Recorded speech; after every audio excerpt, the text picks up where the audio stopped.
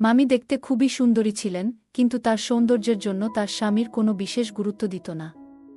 আমি মামার বাড়িতে পৌঁছানোর পর মামি আমার সাথে হাসিঠাট্টা করতে শুরু করলেন। একদিন মামা বাইরে পার্টি করে বাড়ি ফিরলেন।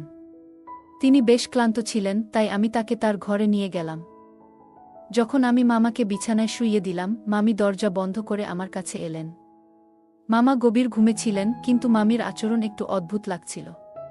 তিনি আমার হাত ধরে তার ঘরের মেঝেতে বসতে বললেন, তারপর, বন্ধুরা, আজকের গল্পটি অনেক বেশি স্পেশাল, তাই সবাই রেডি হয়ে যাও। দয়া করে গল্পগুলো ভালো লাগলে ভিডিওটি লাইক, শেয়ার এবং চ্যানেলটি সাবস্ক্রাইবই করো প্লিজ। আমার বয়স 25, আমি বড় ভাই ও ভাবির সাথে থাকি। বাবার মৃত্যুর পর অনেক কিছু বদলে গেছে। ভাইয়ের নিজের পরিবার ও খরচ থাকায় তিনি আমার দায়িত্ব নিতে আগ্রহী নন। পড়াশোনায় তেমন মনোযোগ না থাকলেও পরিবারের চাপে এমবিবিএস শুরু করেছিলাম, তবে শেষ করতে পারিনি। ফি দিতে না পারায় মাঝপথে আটকে যায়। ভাই স্পষ্ট জানিয়ে দিয়েছেন তিনি আর আমার খরচ চালাবেন না। এতে ভেঙে পড়লেও বুঝতে পারলাম আমাকে নিজের পথ নিজেকেই খুঁজে নিতে হবে। আমি ধীরে ধীরে পরিস্থিতি সহ্য করতে পারছিলাম না। একদিন ভাইয়ের সাথে বড় ঝগড়া হলো, আর সেই দিনই তিনি আমাকে বাড়ি থেকে বের করে দিলেন। বাড়িটি বাবার কেনা হলেও কিস্তি ভাই দিতেন, তাই বাড়ির অধিকার তারই ছিল। আমি সরাসরি আমার বন্ধু কুনালের বাড়িতে গেলাম। কুনাল জানালো সে তার মামার শহরে যাচ্ছে, যেখানে মামার ভালো পরিচিতি আছে। কুনাল বলল তার মামা আমাকে কাজ পেতে সাহায্য করতে পারবে। আমি তার সঙ্গে যাওয়ার সিদ্ধান্ত নিলাম। ভালো কিছু আশা করে আমরা শহরে পৌঁছানোর পর কুনাল এর মামা আমাদের বাড়ির উপরের তলায় থাকতে দিলেন। কুনালের মামিকে দেখে আমি অবাক হয়ে গেলাম, কারণ তিনি অনেক সুন্দর আর তার ব্যবহারও আমার কাছে অনেক ভালো লাগছে। তবে সেখানে থাকা বিনামূল্যে ছিল না, আমাদের সেখানে থাকার জন্য ভাড়া দিতে হতো। পরে কুনাল এর মামা আমাকে তার পরিচিত এক কোম্পানিতে চাকরি পেতে সাহায্য করলেন। আমি একটি ভালো বেতনের কাজ পেয়ে গেলাম এবং ধীরে ধীরে জীবন এগিয়ে যেতে লাগল। এখন আমি বুঝতে পারছিলাম যে জীবনে নিজে কিছু করার প্রয়োজন কতটা জরুরি। বাধা আসতে পারে, কিন্তু সেই বাধাগুলোই আমাদের এগিয়ে নিয়ে যেতে শেখায়। এরই মধ্যে কুনালের মামির ব্যবহার কিছুটা আমাকে অস্বস্তিতে ফেলত। কারণ আমাকে দেখলেই তিনি আমার দিকে চেয়ে থাকতেন। মনে হতো তিনি আমাকে কিছু বলতে চান। আমিও মনে মনে মামির সাথে কথা বলতে চাইতাম, কিন্তু সেভাবে সুযোগটা পাইনি। নতুন জবের কারণে আমি অনেক বিজি হয়ে পড়েছিলাম। কুনাল এবং আমি রুমমেট হিসেবে একসঙ্গে থাকতে শুরু করেছিলাম। কিন্তু কিছুদিন পর কুনাল তার প্রেমিকার সঙ্গে থাকার জন্য চলে গেল, ফলে আমি মামার বাড়িতে একমাত্র ভাড়াটিয়া হিসেবে থাকতে শুরু করলাম। গত 1 মাসে আমার ভাই বা ভাবির থেকে কোনো ফোন আসেনি। আমি তাদের ছাড়া বাঁচতে শিখে গিয়েছিলাম এবং ধীরে ধীরে আমার আর্থিক অবস্থাও উন্নতি হচ্ছিল। এখন মনে হচ্ছিল আমার জীবন আবার সঠিক পথে এগোচ্ছে, সবকিছু ঠিকঠাক চলছিল, কিন্তু হঠাৎ করে আমার মধ্যে এক ধরনের একাকিত্ব আসতে শুরু করল। অফিস থেকে বাড়ি ফেরার সময় আমি সাধারণত বাইরে থেকে খাবার খেয়ে আসতাম, কারণ আমি রান্না করতে পারতাম না। একদিন রাত 12টা নাগাদ আমি প্রচণ্ড ক্ষুধার্ত হয়ে পড়লাম। সাধারণত আমি সন্ধ্যা 6:30টায় খাবার খেয়ে বাড়ি ফিরে আসতাম, তারপর কিছুটা সময় মোবাইলে কাটিয়ে রাত 9টা নাগাদ বিশ্রাম নিতাম। তবে সেদিন আমার ক্ষুধা একদমই নিয়ন্ত্রণে ছিল না। অন্য সময় কিছু বিস্কুট বা চিপস খেয়ে রাত কাটিয়ে দিতাম, কিন্তু সেদিন সেগুলো ফুরিয়ে গিয়েছিল। তাই আমি ঠিক করলাম কিছু খাবার খুঁজতে বাইরে বের হব। সিঁড়ি বেয়ে নিচে নামতেই মামা আমাকে ডাকলেন। মনে হয় তিনি আমাকে বাইরে যেতে দেখেছিলেন। মামা জিজ্ঞেস করলেন আমি কোথায় যাচ্ছি। আমি তাকে বললাম যে আমি হোটেলে খাবার খেতে যাচ্ছি। তখন মামা আমার হাত ধরে আমাকে বাড়ির ভেতরে নিয়ে এলেন এবং বললেন, তুমি ভালো ছেলে, তোমাকে ঘরের মধ্যে ডেকে আনতে আমার কোনো আপত্তি নেই। আজ বাইরে না গিয়ে তোমার মামি রান্না করা খাবারই খাও।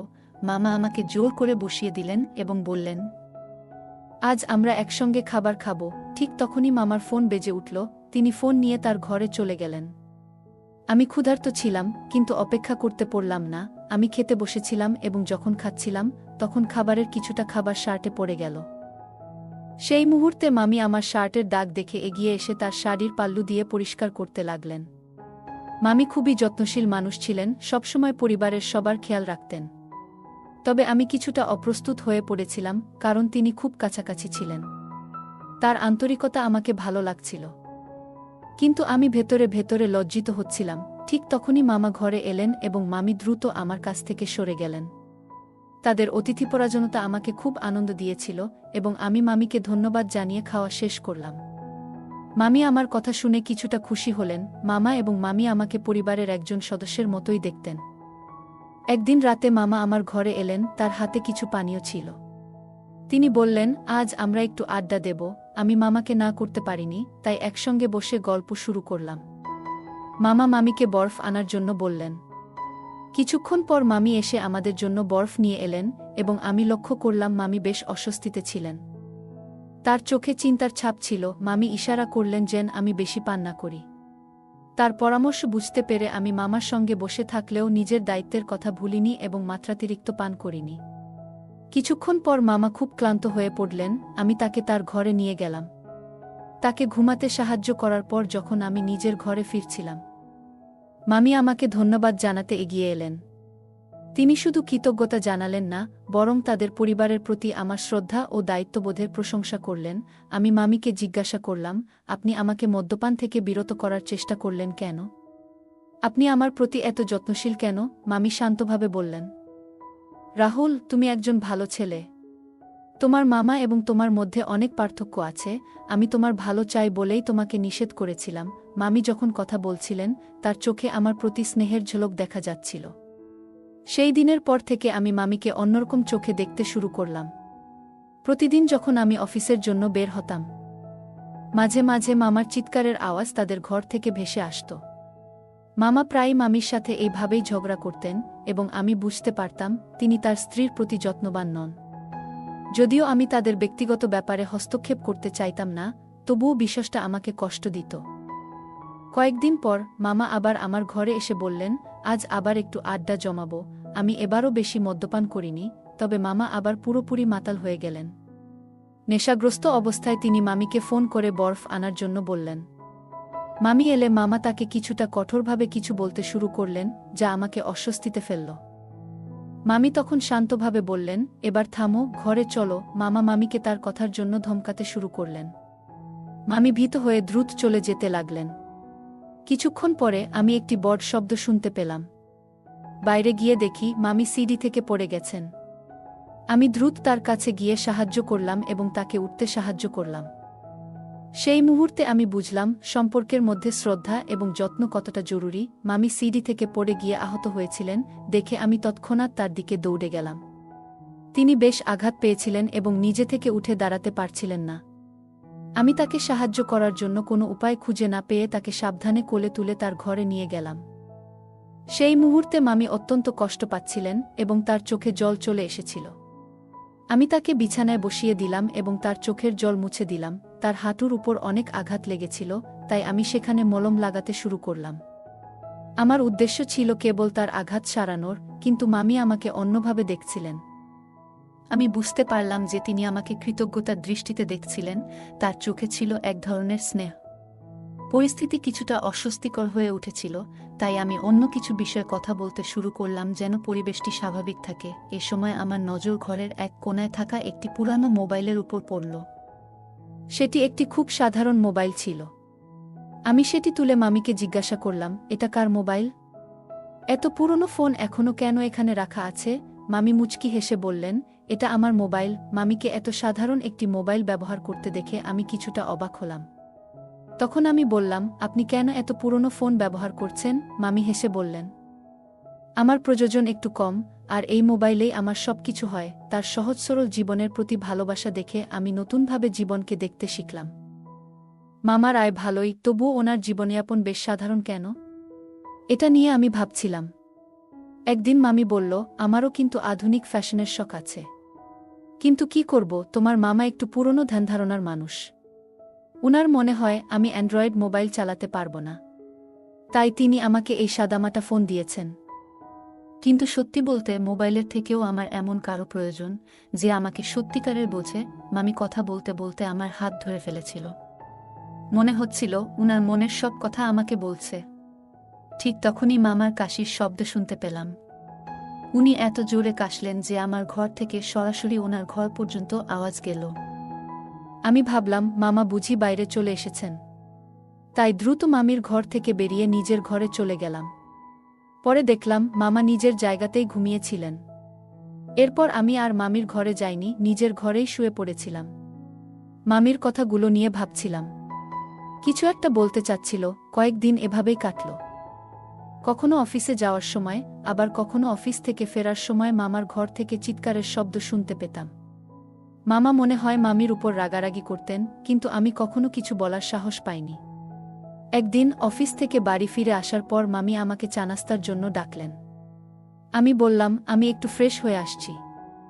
আমি আমার ঘরে গিয়ে একটু ফ্রেশ হয়ে নিলাম, তারপর মামির ঘরে চা নাস্তার জন্য চলে গেলাম। সেদিন মামি বেশ খুশি মেজাজে ছিলেন। আমি জিজ্ঞাসা করলাম, মামা কোথায়? আজ তাকে দেখছি না। মামি হেসে বললেন, তোমার মামা কয়েকদিনের জন্য বাইরে গেছেন। তুমি ইচ্ছামতো গল্প করতে আসতে পারো, কোনো সমস্যা নেই। আমি তোমার জন্য অপেক্ষা করব। এই বাড়িতে এখন তুমি আর আমি। মামা বাড়িতে না থাকায় মামি বেশ স্বচ্ছন্দে ছিলেন। ওনার মুখে এমন এক ধরনের হাসি ছিল, যেন অনেকটা স্বস্তি পেয়েছেন। সেদিন মামি আমার সঙ্গে অনেকক্ষণ ধরে নানা ধরনের কথা বললেন, আর মাঝে মাঝে আমার হাতেও চাপড় মারছিলেন।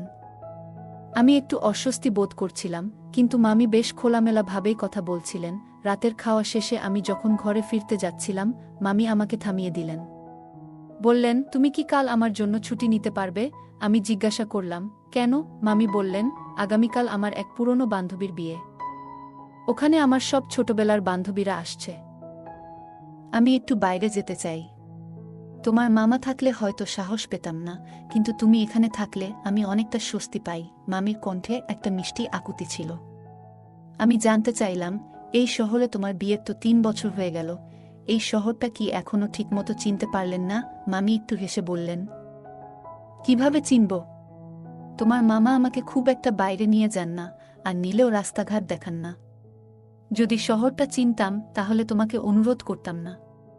তুমি যদিও এখানে নতুন, তবু বাচ্চারা সবসময় একটু বেশি চালাক হয়। মামি আমার দিকে তাকিয়ে মিষ্টি হেসে বললেন, তুমি কি কাল আমার সঙ্গে যাবে? আমি কিছুক্ষণ ভেবে হাসি মুখে হ্যাঁ বললাম। আমার সম্মতি শুনে মামি বেশ খুশি হলেন, এমনকি আনন্দে আমাকে জড়িয়ে ধরার মতো অবস্থা হলো। পরের দিন আমি মামির জন্য ছুটি নিলাম। সেদিন মামি শাড়ি না পরে এক সুন্দর পোশাক পরে এসেছিলেন। পোশাকটি সাদামাটা ছিল, কিন্তু মামি যে কোনো পোশাকেই দারুণ সুন্দর লাগছিলেন।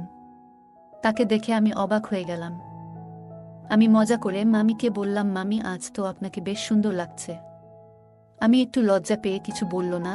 যে বিয়েতে আমরা গিয়েছিলাম সেখানে আমার পরিচয় হলো মামির বন্ধুদের সঙ্গে। তারা সবাই আমাকে মামির স্বামী ভেবে ভুল করেছিল। বিয়ে শেষ করে যখন আমরা বাড়ি ফিরলাম, তখন আমি মামিকে ওনার ঘরে পৌঁছে দিয়ে নিজের ঘরের দিকে যাচ্ছিলাম, কিন্তু মামি আমাকে থামিয়ে দিলেন। আমি ওনার সঙ্গে ঘরের ভেতরে ঢুকে গেলাম। তারপর তিনি কথোপকথন শুরু করলেন। কথা বলতে বলতে মামি হঠাৎ বললেন, যদি আমার বান্ধবীদের কথা সত্যি হতো, যদি সত্যিই তোমার মামার জায়গায় তুমি আমার স্বামী হতে, কেমন হতো বলো তো? মামির প্রশ্নে আমি একটু বিভ্রান্ত হয়ে গেলাম। এমন প্রশ্ন শুনে মনে হচ্ছিল মামির মনে হয় আমাকে একটু বিশেষভাবে পছন্দ হয়ে গেছে। সে হয়তো আমাকে মনে মনে ভালোবাসে। সত্যি বলতে আমিও মামির সৌন্দর্য আর ব্যবহারিক স্বভাবের প্রতি দুর্বল হয়ে পড়েছিলাম, কিন্তু আমি কখনোই সেটা প্রকাশ করিনি। মামির এই প্রশ্নের কোনো উত্তর আমার কাছে ছিল না, কারণ আমি বুঝতেই পারছিলাম না কি বলবো। আমি ঠিক কি বলবো ভেবে পাচ্ছিলাম না। এমন সময় মামি আমাকে ধন্যবাদ জানিয়ে আলিঙ্গন করলেন। আমার হাত যখন ওনার পিঠে পড়ল, তখন হঠাৎ মামি ব্যথায় চিৎকার করে উঠলেন। আমি চিন্তিত হয়ে জিজ্ঞাসা করলাম, কি হলো? আপনার ব্যথা লাগলো? মামি কিছু না বলে ঘরের ভেতর যেতে চাইলেন, কিন্তু আমি ওনাকে থামালাম। পিঠে কিছু আছে কিনা তা দেখার চেষ্টা করলাম। তখন আমি লক্ষ্য করলাম ওনার পিঠে কিছু দাগ দেখা যাচ্ছে। দাগ দেখে আমি বুঝতে পারলাম নিশ্চয়ই মামা আর ওনার মধ্যে কোনো ঝামেলা হয়েছে। মামা তাকে অনেক মেরেছে। মামি কিছু বলতে চাইলেন না, কিন্তু ওনার চোখে জল ছিল। আমি বললাম, আপনাকে কাঁদতে হবে না। যদি আমাকে বন্ধু মনে করেন, তাহলে আমার সঙ্গে মন খুলে কথা বলতে পারেন। আপনি চাইলে আমি মামার সঙ্গে কথা বলতেও রাজি আছি, কিন্তু মামি আমাকে মামার সঙ্গে কথা বলতে নিষেধ করলেন। ওনার কষ্ট আমি সহ্য করতে পারছিলাম না। তাই আমি বললাম, আপনি যদি আমার সঙ্গে কথা বলতে না চান, তাহলে এখানে থাকাটা আমার কোনো অর্থ বহন করবে না। মামি যেন আমাকে ছেড়ে যেতে দিতে চাইছিলেন না।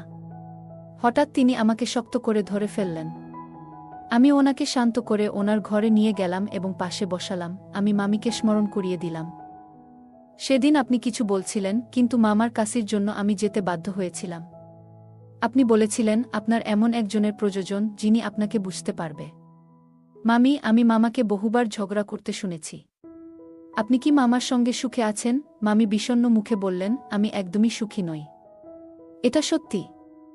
তোমার মামা সবসময় আমার উপর নিয়ন্ত্রণ করতে চান। ওনার মনে হয় আমাকে একটু স্বাধীনতা দিলেই আমি কিছু ভুল করে বসব। 3 বছর হলো আমাদের বিয়ে হয়েছে, কিন্তু ওনার আমার প্রতি কোনো বিশ্বাস নেই। সন্দেহের কারণে উনি আমাকে শুধু একটা সাধারণ মোবাইল দিয়েছেন। আমাকে কোনো সামাজিক যোগাযোগ মাধ্যম ব্যবহার করতে দেন না। গত 3 বছর ধরে আমি এইভাবে ধুকে ধুকে বেঁচে আছি। তোমার মামা কখনোই উপরের ঘরটা ভাড়ায় দেওয়ার কথা ভাবেননি, কিন্তু কুণালের কারণে তিনি শেষমেশ সেটি ভাড়া দিয়েছিলেন। তুমি যখনই আমার সঙ্গে কথা বলো, তোমার কথায় আমি একটা আলাদা ধরনের আপনত্ব অনুভব করি। তুমি যখন আমার জন্য চিন্তা করো, তখন মনে হয় তুমি আমার জন্যই সব। মামি আবেগের স্রোতে ভেসে সব কথা আমাকে বলে যাচ্ছিলেন। কথার মাঝেই তিনি আমার খুব কাছে চলে এলেন এবং আমার হাত ধরে বললেন, রাহুল, আমার এই আঘাত ঠিক করার জন্য তুমি কি একটু ব্যথার মলম মালিশ করে দেবে? আমি চুপচাপ মামির পিঠে মালিশ করতে শুরু করলাম। তারপর থেকে মামির আচরণ আস্তে আস্তে বদলাতে লাগল। একদিন তিনি হঠাৎ করে আমার দিকে খুব কাছাকাছি এলেন এবং আমাকে আলিঙ্গন করলেন। সেদিন রাতে আমাদের মধ্যে দূরত্ব কমে গিয়েছিল এবং আমরা একে অপরের কাছে আসতে শুরু করলাম। তবে কেউই সম্পর্কের সীমা বা অন্য কোনো বিষয় নিয়ে ভাবছিলাম না। পরদিন সকালে ঘুম ভাঙতেই মামি আমাকে দেখে খুব চিন্তিত হয়ে গেলেন। তিনি যেন রাতের ঘটনা নিয়ে দুশ্চিন্তায় পড়ে গেলেন। উনি বলতে লাগলেন, এটা কি হলো? কেন এমন হলো? আমি ভুল করেছি। আমার স্বামী আমাকে ক্ষমা করবে না। তারপর মামি বললেন, আমি তো গর্ভবতী, আমার স্বামীর সন্তান আমার গর্ভে। অথচ আমি অন্য একজনের সঙ্গে এমন করলাম। মামির গর্ভাবস্থার ব্যাপারে আমি কিছুই জানতাম না। হয়তো সেদিন রাতে আবেগের বশে তিনি এমনটা করে ফেলেছিলেন। আমি শান্তভাবে তাকে বোঝানোর চেষ্টা করলাম, মামি, আমি আপনাকে এবং এই শিশুকে আপন করতে প্রস্তুত। কিন্তু মামি আমাকে দূরে ঠেলে দিয়ে বললেন, না, তুমি যতই বোঝাও, আমি তোমার হতে পারব না। কারণ আমার গর্ভে আমার স্বামীর সন্তান। আমি তখন বললাম, আপনি তো গত 3 বছর ধরে এইভাবে কষ্টে দিন কাটাচ্ছেন। শিশুটি জন্মের পরও কি আপনি এইভাবে কাটিয়ে দিতে চান? তোমাকে কি এই সন্তানকে একা মানুষ করতে পারবেন? তুমি কি একা মা হতে রাজি আছো? আমার কথা শুনে মামি বিস্মিত হয়ে আমার দিকে তাকালেন। তারপর বললেন, তুমি এমন কেন বলছো? আমার স্বামী তো কয়েক দিনের মধ্যেই বাড়ি ফিরবেন। তিনি এটা শুনে ভীষণ খুশি হবেন। আমি তখন বললাম, মামি, আমার আপনার সঙ্গে একটা সত্যি কথা শেয়ার করতে হবে। আপনার স্বামী আর কখনোই আপনার কাছে ফিরবেন না। তিনি তার প্রেমিকার সঙ্গে চিরতরে চলে গেছেন। আপনার স্বামীর অন্য কারো সঙ্গে সম্পর্ক আছে, হয়তো আপনি সেটি জানেন না। আমার কথা শুনে মামি কাঁদতে লাগলেন। তিনি বললেন, তুমি আমার স্বামীর সম্পর্কে এত কিছু কিভাবে জানলে? আমি তাদের কিছু মেসেজ দেখেছিলাম, কিন্তু ভেবেছিলাম তিনি সবকিছু ছেড়ে দেবেন। তবে যে তিনি আপনাকে ছেড়ে চলে যাবেন, তা আমি কখনোই ভাবিনি। তখন আমি বললাম, মামি, আমি মামার ফোনে ওনার এবং ওনার প্রেমিকার সব মেসেজ ও কল দেখেছি। কিন্তু আপনাকে কিছু বলতে আমার সাহস হয়নি। আমি চাইনি যে আপনি কোনো কষ্ট পান। তবে আমি চাইছিলাম আপনি এই বিষাক্ত সম্পর্ক থেকে মুক্তি পান, তাই কিছু বলিনি। আপনি যে লোকটির সঙ্গে এত বছর ধরে আছেন, তিনি আপনার যোগ্য নন। তিনি আপনাকে শুধু প্রয়োজনমত ব্যবহার করেছেন। যখনই তার ইচ্ছা হয়, তখনই আপনার কাছে আসেন, আর বাকি সময় আপনাকে শুধু কাজের লোকের মতো ব্যবহার করেন। এই কথা শুনে মামি আমার কাছে এসে কাঁদতে লাগলেন। তিনি বললেন, এই বিয়ে আমি নিজের ইচ্ছায় করিনি। আমার পরিবারের লোকেরা আমার স্বামীর সম্পদ দেখে আমাকে বিয়ে দিতে বাধ্য করেছেন। কেউই তার চরিত্রের দিকে খেয়াল করেনি। যখনই আমি আমার স্বামীর ব্যবহার সম্পর্কে আমার পরিবারের কাছে বলেছি, তারা সবসময় বলেছে মেয়েদের সবকিছু সহ্য করতে হয়। এরপরে তারা আর কিছুই বলেনি। কিন্তু আমি এখানে কিভাবে বেঁচে আছি সেটা কেউ বোঝেনি। বিয়ের পর থেকে আমার পরিবার কখনোই আমার খোঁজ নিতে আসেনি। স্বামীর জঘন্য আচরণ আমি দিনের পর দিন সহ্য করে যাচ্ছি, কিন্তু কখনো ভাবিনি যে তিনি আমাকে এমন বড় ধোঁকা দেবেন। সেদিন আমি মামিকে আমার মনের কথা জানালাম। মামি তার অনুভূতি প্রকাশ করলেন। তিনিও আমাকে পছন্দ করতে শুরু করেছিলেন। আমি মামি এবং তার শিশুকে গ্রহণ করতে প্রস্তুত ছিলাম, কিন্তু কিছুদিন পরেই জানতে পারলাম তিনি চুপচাপ সেই সন্তানের গর্ভপাত করিয়ে ফেলেছেন। আমি কারণ জিজ্ঞেস করলে মামি বললেন, আমি আমার ভবিষ্যতে সেই অকর্মণ্য লোকটির কোনো অংশ চাই না। আমি তার কোনো স্মৃতি আমার সঙ্গে রাখতে চাই না। তার সিদ্ধান্ত একদম সঠিক ছিল। একজন নারীর মনের থেকে কোনো পুরুষ একবার হারিয়ে গেলে তিনি আর সেই মানুষটির দিকে ফিরে তাকান না। সেই ঘটনার পর আমি তানিয়া আমার জীবন সঙ্গী হিসেবে গ্রহণ করলাম। আমরা দুজনেই কোর্ট ম্যারেজ করলাম। আমি তানিয়াকে নিজের ইচ্ছেমতো জীবনযাপনের স্বাধীনতা দিলাম। যারা আমাদের সম্পর্ক নিয়ে কথা বলেছিল তানিয়া তাদের সবার মুখ বন্ধ করে দিয়েছিলেন। কারণ গত ৩ বছর ধরে যে কষ্ট তিনি সহ্য করেছেন, তখন সেই লোকেরা কেউই তার পাশে দাঁড়ায়নি। এখন স্নেহা নিজের ইচ্ছায় বাঁচতে শিখেছে। আমি তাকে প্রতিশ্রুতি দিয়েছি কখনো তার মনে আঘাত দেব না। আজ সে আমার সঙ্গে খুব সুখী। তার চাকরি করার ইচ্ছা ছিল এবং সেটিও এখন পূরণ হয়েছে। তানিয়া আজ একটি ভালো কোম্পানিতে কাজ করছে। বন্ধুরা, সম্পর্কের মধ্যে দুইজনেরই ব্যক্তিগত স্বাধীনতা থাকা উচিত। যারা সবসময় সন্দেহ করে তাদের নিজস্ব সমস্যায় ডুবে থাকে। এমন মানুষদের বিয়ে করে অন্য কারো জীবন নষ্ট করা উচিত নয়। গল্পটা কেমন লাগলো জানাতে ভুলবে না। আরও মজার মজার রোমান্টিক গল্প শুনতে চাইলে ভিডিওটি লাইক, শেয়ার এবং চ্যানেলটি সাবস্ক্রাইব করতে এবং বেল আইকনটি ক্লিক করতে ভুলবে না।